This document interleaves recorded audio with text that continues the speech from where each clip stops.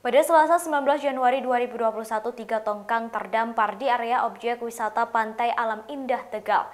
Hal ini akibat dari cuaca ekstrim yang membuat adanya gelombang tinggi dan angin kencang.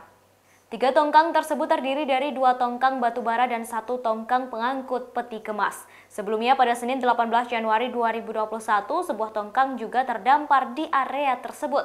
Terkait hal itu, Kabid Pariwisata Dispora Park Kota Tegal, Maman Suherman mengatakan tongkang-tongkang tersebut terdampar karena terbawa gelombang tinggi dan angin kencang. Akibatnya sejumlah tempat di pantai tersebut mengalami kerusakan di bagian tempat duduk, warung, dan spot foto selfie. Maman mengatakan 3 tongkang yang terdampar di PAI Tegal sedang menunggu antrian perbaikan di galangan kapal di Kota Tegal. Ia menyebut angin semalam memang sangat besar hingga membuat ombak sampai ke bagian jogging track di PAI Tegal. Dikutip dari tribunjateng.com Rabu 20 Januari 2021, Prakirawan BMKG Sri Nur Latifah mengatakan gelombang tinggi dan angin kencang memang terjadi dalam beberapa hari. Tinggi gelombang air laut akan mencapai 2,5 hingga 4 meter. Sri mengatakan adanya gelombang tinggi dan angin kencang perlu diwaspadai oleh masyarakat yang beraktivitas di tengah laut dan di pesisir pantai, terlebih bagi para nelayan tradisional. Ia mengimbau agar lebih waspada dan memperhatikan perkembangan cuaca.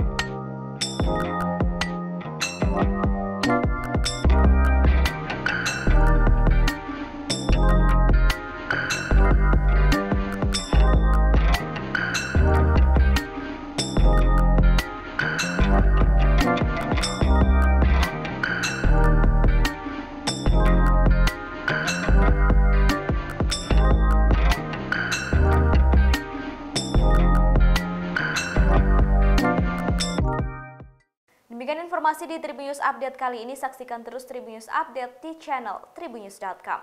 Terima kasih sudah nonton. Jangan lupa like, subscribe, dan share ya.